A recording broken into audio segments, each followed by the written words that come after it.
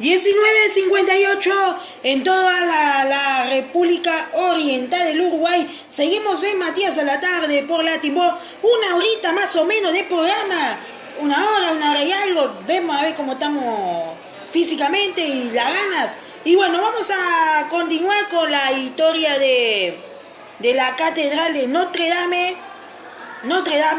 Y vamos a hablar sobre la segunda parte, que es el incendio, que dice lo siguiente: la catedral sufrió un incendio que se inició en la tarde del 15 de abril de 2019 en el tejado del edificio y ocasionó daños considerables.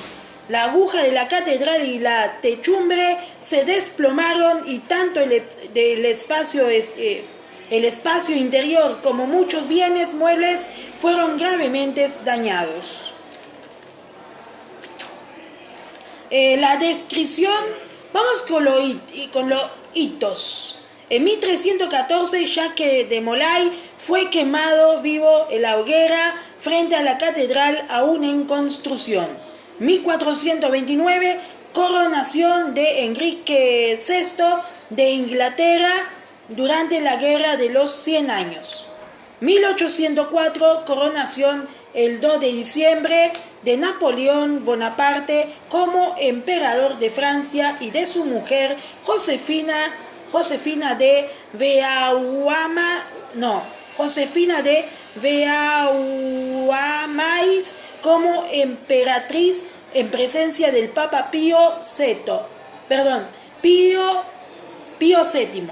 Debido a este evento, el Papa elevó a Notre Dame a la categoría de basílica menor. Año 1900, el organista y compositor francés Louis Vierne gana la plaza de organista titular tras una dura competición contra los 500 mejores organistas de su época. 1909, beatificación de Juana de Arco. 1937, fallece Louis Viernes. ¡Ay, Dios! 1937 fallece Louis Vierne durante la interpretación de su recital de órgano número 1750. 1980, el Papa Juan Pablo II celebra una misa en la Plaza Parvis. En el 2007, intento de atentado por un soldado de la organización terrorista Estado Islámico de Irak y el levante con un martillo rápidamente frustrado por la policía.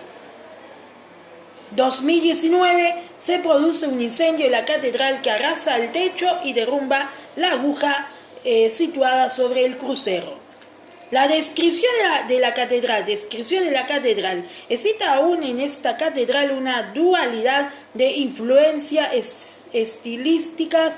Por un lado, reminiscencia del románico normando con su fuerte y compacta unidad.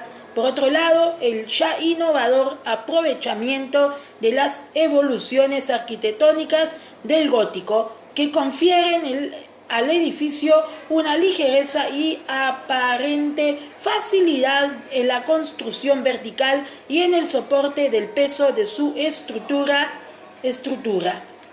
La planta está marcada por la formación en cruz latina orientada a occidente de eje longitudinal acentuado y no perceptible desde el exterior. La cruz está incrustada en el edificio, envuelta por un doble deambulatorio que circula por el coro en la cabecera y se prolonga paralelamente a la nave, dando lugar así a 4 naves laterales. La fachada occidental es la fachada principal y la de mayor monumentalidad.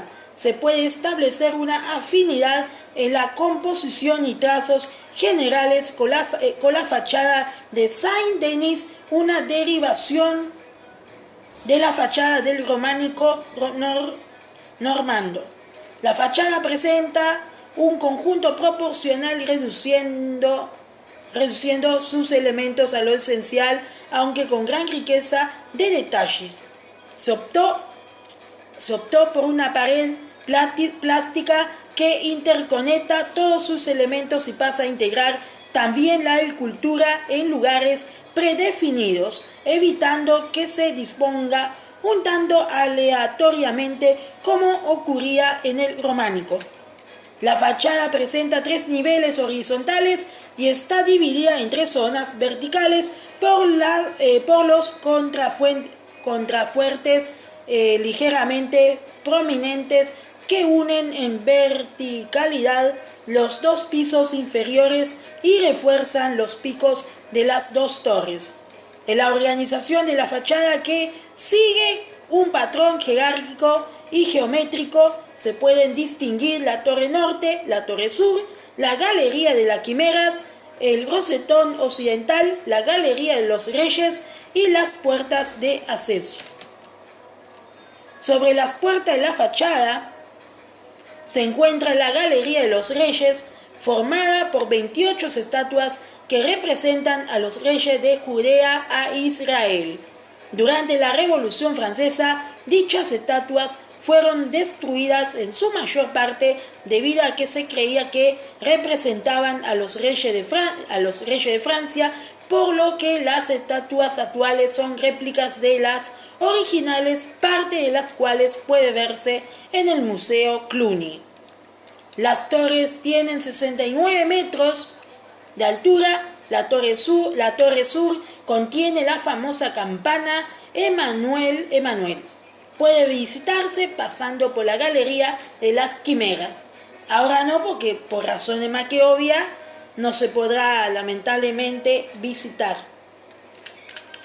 Seguimos con la parte del interior del Notre Dame, porque dice lo siguiente: el interior de la catedral destacaba, mejor dicho, por su luminosidad gracias a los amplios ventanales que se abren en la cabecera, el claristorio, el triforio y las naves laterales.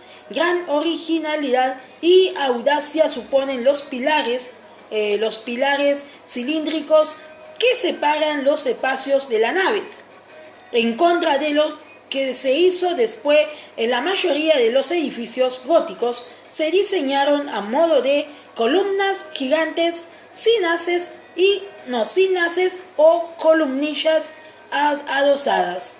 Las bóvedas y las tracerías de los ventanales muestran diseños simples, como corresponde a la fase inicial del gótico en que fueron proyectados. La decoración escultórica de capiteles, enjutas y demás espacios también responde a la sencillez heredera de la tradición cisterciense y predominan en ellos los elementos vegetales. En la cabecera destaca la monumental Piedad esculpida por Nicolas Cousteau en el siglo XVIII y que preside la catedral desde el centro del ábside. Rodean a la estatua sendas efigies del rey Luis XIII, obra de Guillaume Cousteau y Luis XIV, por Antoine Coixebos. Ambos monarcas aparecen arrodillados en actitud de súplica y les rodean ángeles portando los armas Chirti. El espacio del coro conserva parte de la sillería de madera que fue colocada en este espacio en el siglo XVIII. Presenta una decoración típicamente barroca con abundancia de volutas y bajorrelieves tallados.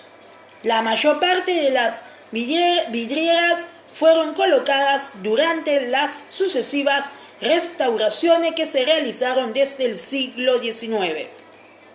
El tesoro de la catedral guarda algunas reliquias relacionadas con la pasión de Cristo, la corona de espina, un fragmento de la Veracruz y uno de los clavos que sirvió para la crucificación. Estas preseas sacras fueron compradas por el rey Luis IX al emperador de Constantinopla. El 19 de agosto del 1239, el rey en persona llevó las reliquias a Notre Dame mientras se construía un edificio adecuado para ellas, lo que sería la Sainte-Chapelle. Durante la Revolución Francesa, las reliquias fueron llevadas a la Biblioteca Nacional.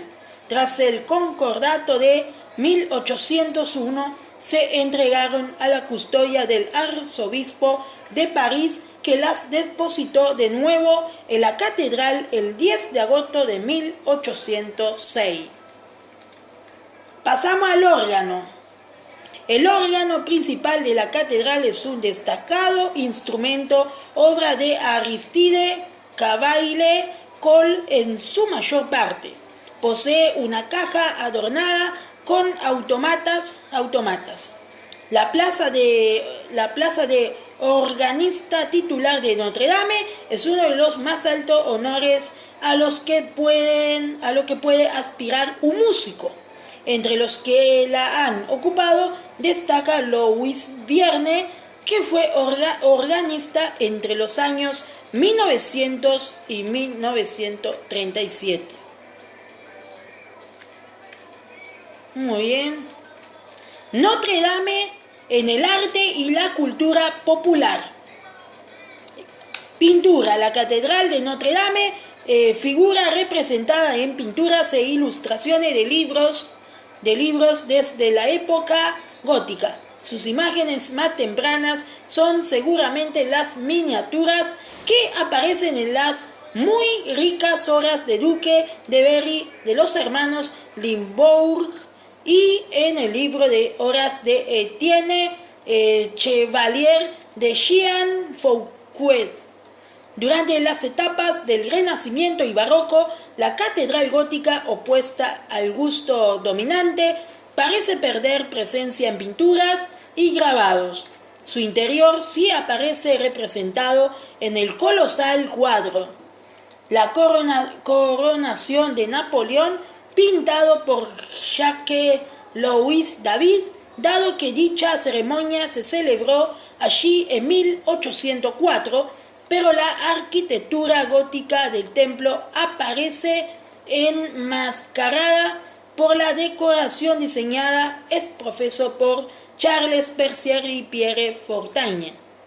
Notre Dame recupera presencia en la pintura avanzado del siglo XIX gracias a Victor Hugo y al gusto neogótico que se impone en Europa. Aparece el Fondo de la Libertad, guiando al pueblo en 1830, de Delacroix, y ya en el siglo XX en pinturas de Henri Matisse, Henri Rousseau y Marc Chagall. En la parte de literatura, durante el romanticismo, Victor Hugo escribió en 1831 la novela Nuestra Señora de París. Los hechos que narra transcurren en la catedral durante la Edad Media y tienen como protagonista a Quasimodo, que se enamora de una gitana de nombre Esmeralda. Quasimodo, que toca las campanas de la catedral y se encariña de ella, le sirvió al autor para reivindicar la restauración del edificio. Y la catedral no era solo su compañera, era el universo, mejor dicho, era la naturaleza en sí misma. Él nunca soñó que había otros setos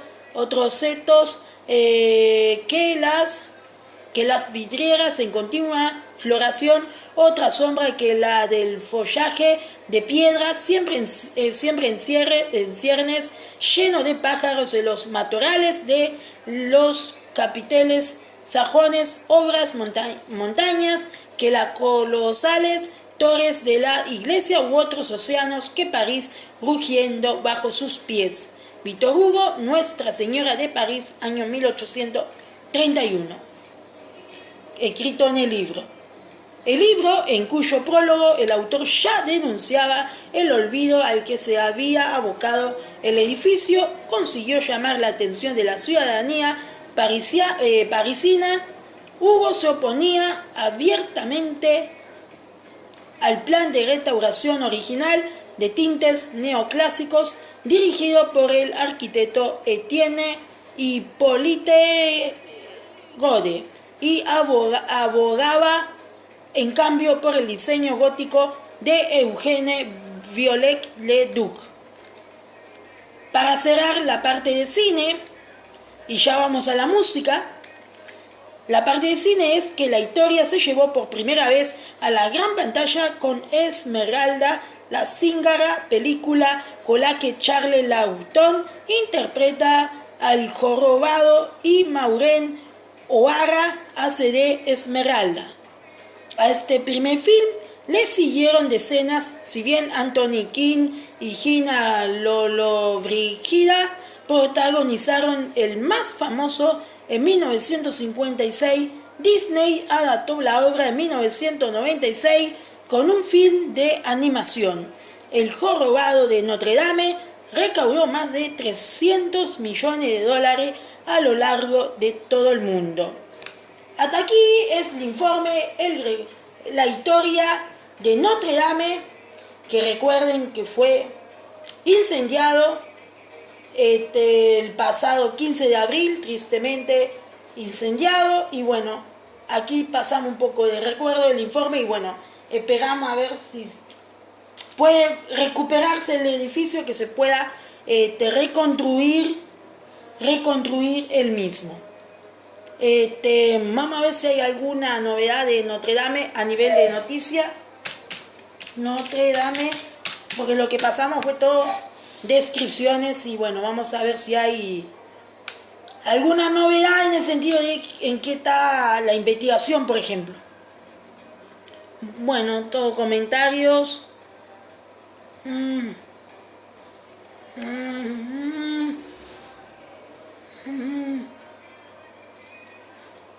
Bueno, lo más